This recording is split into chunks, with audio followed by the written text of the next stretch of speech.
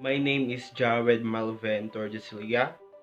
I am Ronjitro E. Camagay.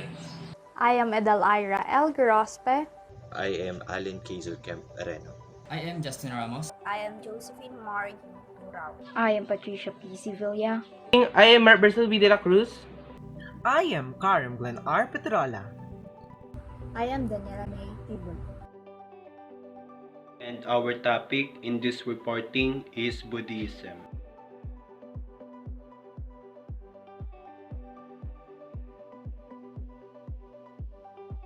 Buddhism is a path of practice and spiritual development leading to insight into the true nature of reality. Buddhist practices like meditation are means of changing yourself in order to develop the qualities of awareness, kindness, and wisdom.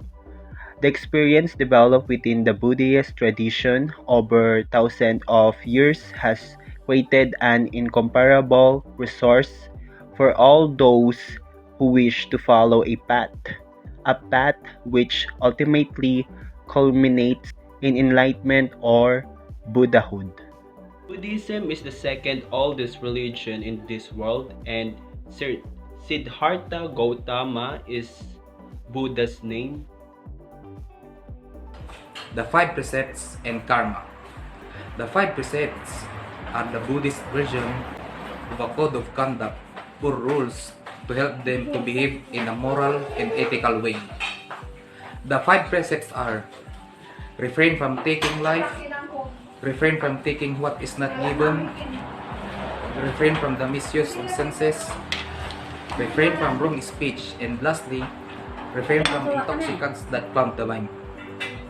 The summarization is: the Five Precepts is a strict rule for the Buddhists that limits or constricts their actions, and it makes them a morally good person and behave in an ethical way as much as possible.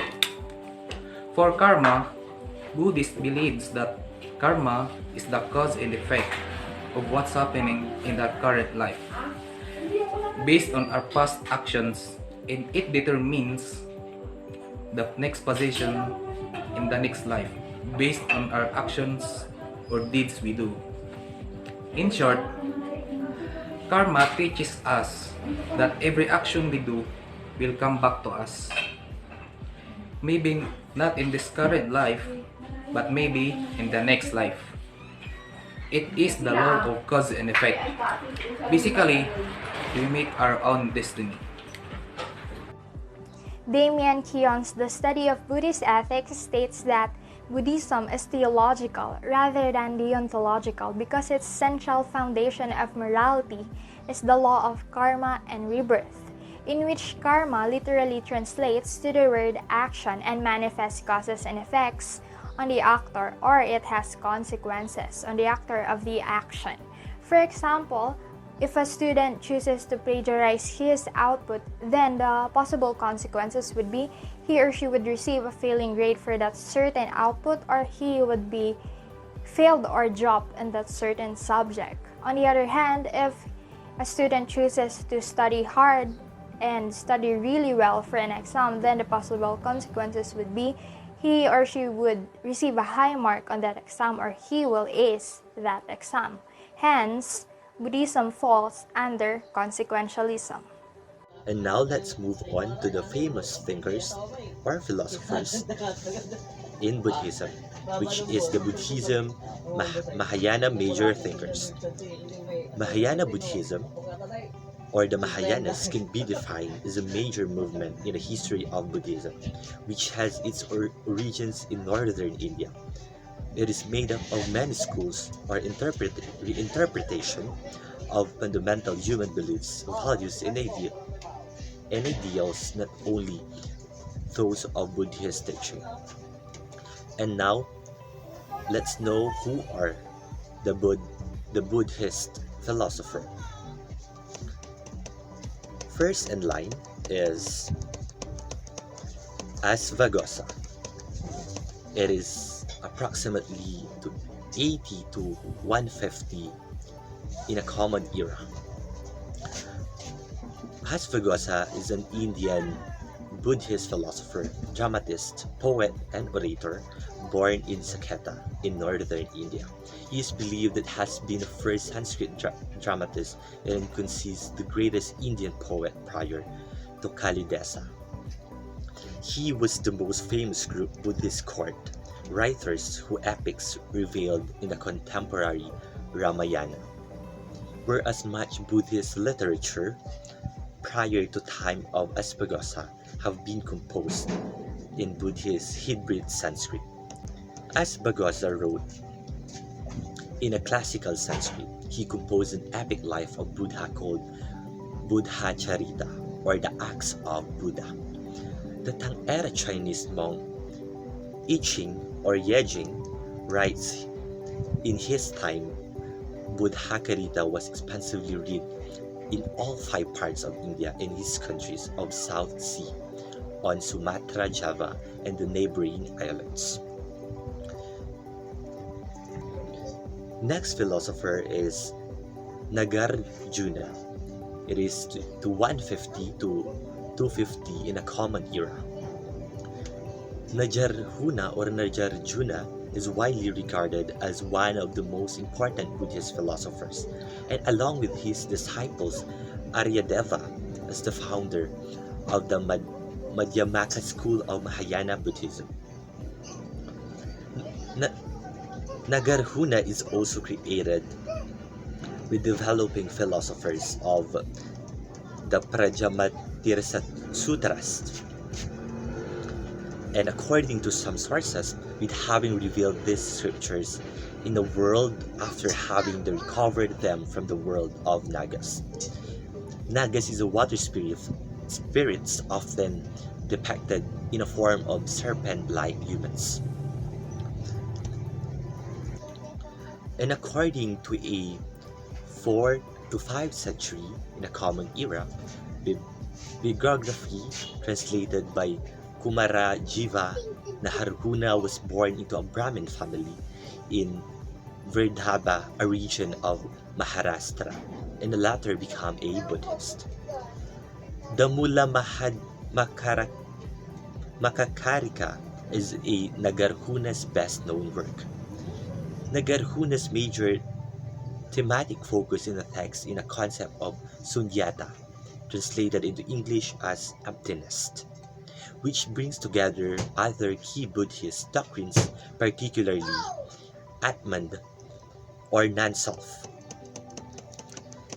And it is a dependent origination to refute the metaphysics some of his contemporaries. For Nagarjuna as a Buddhist is early text in a Nirmali, Satan being that are selfless or non-substantial. All phenomena or dhammas are without any isbhava, literally own being, self-nature, or inherent existence, and thus without underlying essence.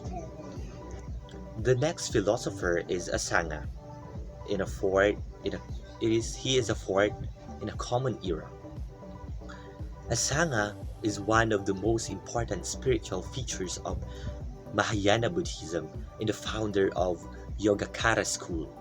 Asanga, his half-brother Vasubandhu, are traditionally regarded as the major classical Indian Sanskrit exponent of Mahayana and Vijnanavada thought, as well as Mahayana teaching on the Bodhisattva path.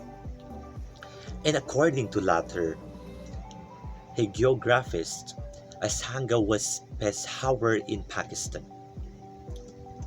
which that time was part of ancient kingdom of Gadhara. Originally, he may have been a member of the Mahisasaka school of Mulasarva Divida school, but later on converted of Mahayana.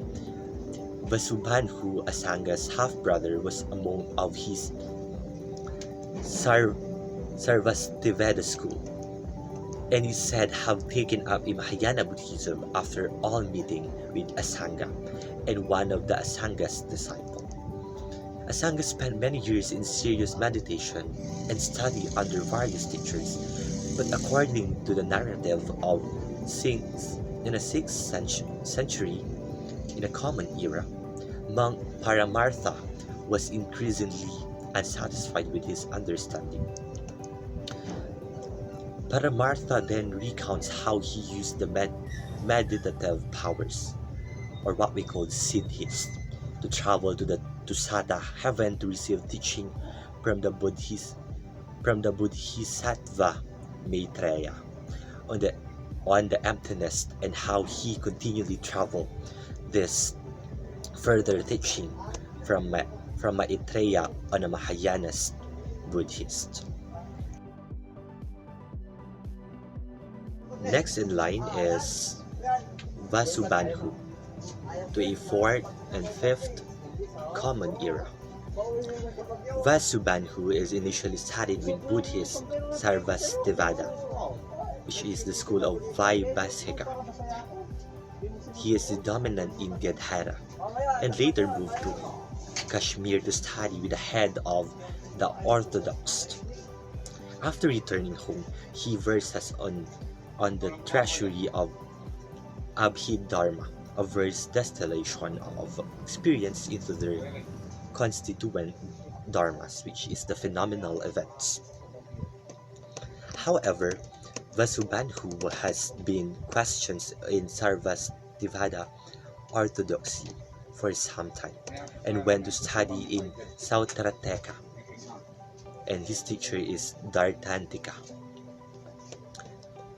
He then published an auto-commentary to his own verses, criticizing Sarvastivada system from a Sautranika viewpoint.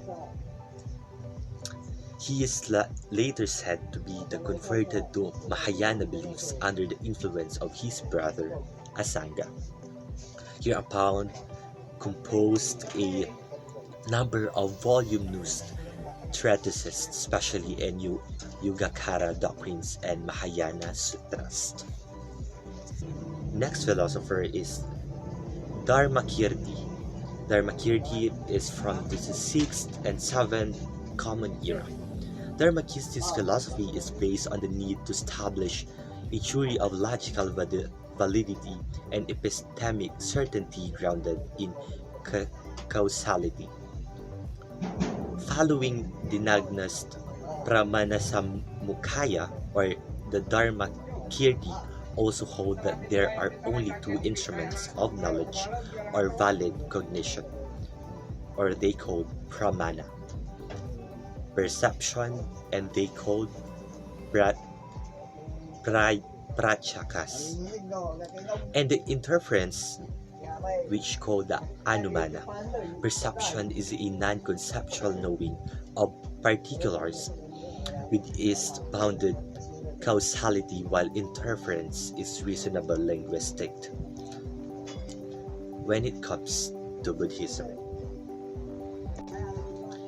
the last famous thinkers of Buddhism Mahayana is Santiveda. It is the 8th on a common era.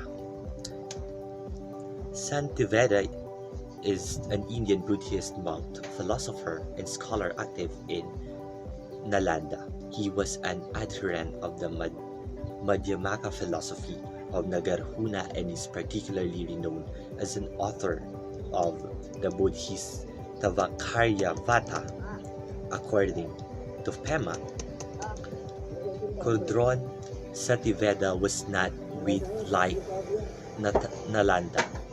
Apparently, he was one of those people who didn't show up for anything, never studying or coming to practice sessions. His fellow monks said that his three realizations were eating, sleeping, and shitting. After being goaded into giving a talk to entire monastic body, which is the Santiveda delivered, the Bodhisattvakarya or the way of Bodhisattva. A variety of English translation of the work exists, sometimes glossed as a guide to the Bodhisattva's way of life, or entering to the path of enlightenment. It is a long poem describing the entire process of enlightenment from the first thought of liberalization to attainment of full Buddhahood, and it's still studied by Mahayana and Vajrayana Buddhists today.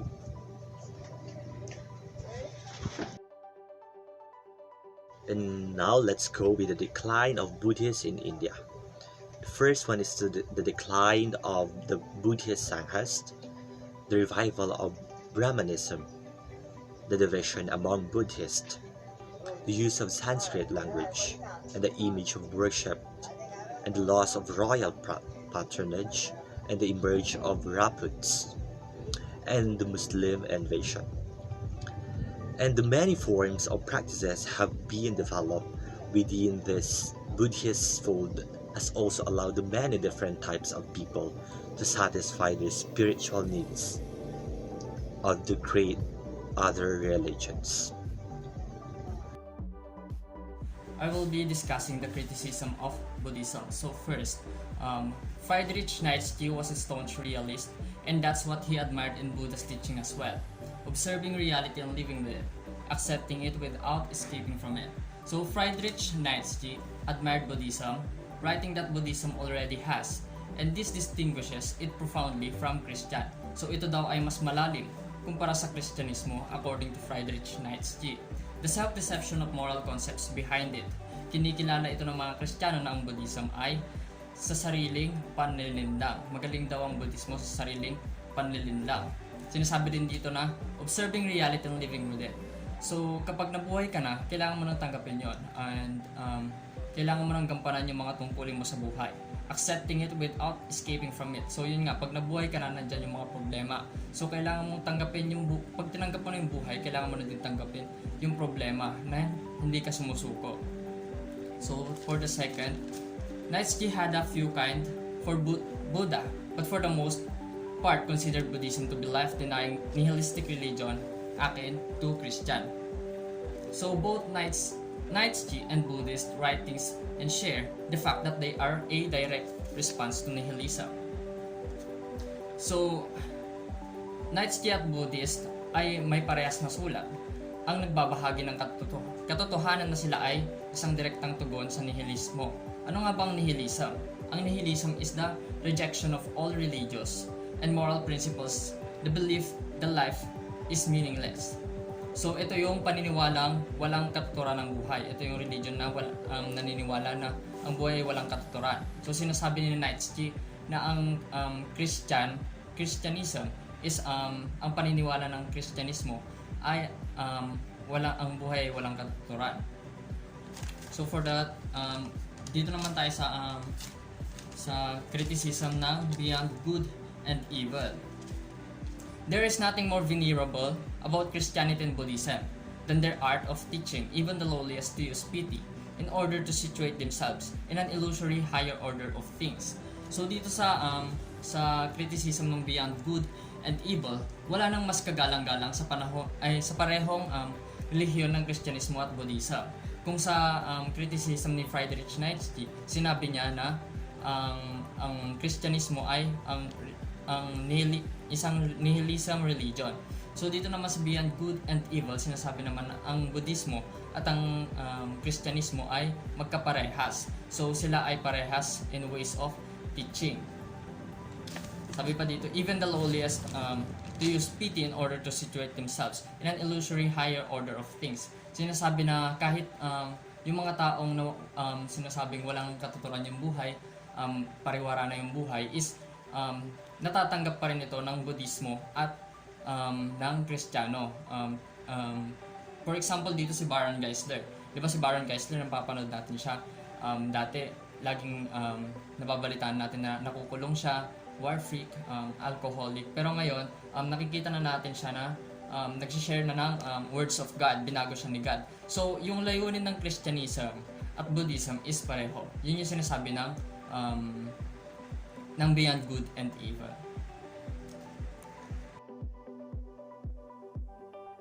The continuing of discussion all about criticisms of Buddhism. The Antichrist. Buddhism is not a religion where people only aspire to perfection.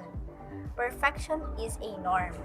So, this is a word called paramita, which means perfection or completeness. Because in Buddhism, the highest goals are cheerfulness, quiet, and an absence of desire. These goals are now achieved. So, and also they have only focused to that movement. Perfection is included to their lives. So that's it. And Buddhism is a religion for mature people, for kindly, gentle races that have become excessively spiritual and are too sensitive to pain, the Antichrist. So, Buddhism is a religion for the end and exhaustion of civilization. And it is that these races wants back at peace and to ascertain spiritual diet and physical fortification. Buddha against the crucified. Among the nihilistic religions, one may always clearly distinguish the Christians from the Buddhists. The Buddhist religion is the expression of a fine evening, a perfect sweetness and mildness. It is gratitude toward all that lies behind, and also for what is lacking, bitterness, delusionment, rancor, finally a lofty spiritual love, the sabotage of philosophical contradiction, are behind it. Even from this, it is resting. But from this, it still derives its spiritual glory in sunset glow, origin of the highest contestable power. I think because Buddhism are really scared of dying from the cross, because Jesus died it from the cross. And also said a while ago that they need to be perfect. They need perfection. No, perfection is their norm, but they really need it because they scared of penalty, being died of cross. That's what I understand this. So that's it. The benefits of Buddhism in different aspects. This includes on mental health, physical health, social well-being, and spiritual well-being. Mental health benefits in Buddhism, where its activity in Buddhism to improve mental well-being, for example, the mindful meditations. The main form of mental training is meditation. Study shows that meditating has many mental health benefits, such as reducing stress, anxiety, and depression. It accomplishes this over time through teaching people to experience unproductive thought from a different perspective. Meditation is accomplished in many ways, like deep breathing, yoga, chanting, and its goal is to understand and control the mind in order to achieve enlightenment or nirvana. Nirvana is a mental state of peace and happiness. It is the highest state someone can achieve in Buddhism. Second is physical health benefits. It's involve meditation tactics such as walking meditation. This exercise help you to stay healthy and gain control of your body. Social well-being benefits or making connections. A first practice or practice in Buddhism to share love, kindness, and compassion to others. Lastly is the spiritual well-being benefits. The practice of Buddhism will help you to understand and become aware of how your existence. You will find truth, which is goal of Buddhism. Yoga is a major part of Buddhism. It could benefit our minds and bodies. Many Buddhist teachers recommend yoga for flexibility, balance, and relaxation. As being said, it benefits the physical health and the mental health of a person that can reduce stress by doing yoga. The applications of Buddhism. In Buddhism, human life is considered as the most important because human life or human beings have direct path to Nibbana, or also known as Nirvana, which means becoming extinguished, blowing out, or quenching. It is the earliest term for the ultimate goal in Buddhism. It is part of the Buddhist teaching to abstain from killing any forms of life. This is in connection to the idea of rebirth, or the cyclicality of life, matter, and existence, with possible rebirth as an animal. Taking human life is prohibited, even mercy killing. Although there are exceptions in some cases such as self-defense or for a just cause. Application of Buddhism and environmental ethics. Buddhists are encouraged to live in simplicity, showing compassion to all life forms and respecting balance in nature. The monks and nuns ought not to cause disruptions in established habitats. In other Buddhist forms, it is stated there is interdependence between human and nature. A disturbance in a small part affects the whole. Modern Buddhists give teachings about protecting the environment. Their statements promote about being aware of one's actions towards environment, that people should stop being indifferent and be responsible. There are Buddhist teachings that give importance to interdependence of human and nature. Living in simplicity will bring harmony, which is beneficial to humans and the environment. Buddhists believe that bringing harm to the environment will have an effect to their future as a form of karma. Stresses how to conduct oneself without causing suffering to others and to practice compassion.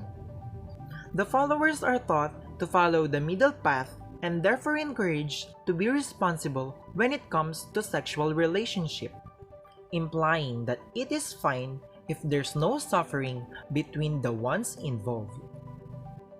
In Buddhism, there are no teaching stating that homosexuality is unacceptable.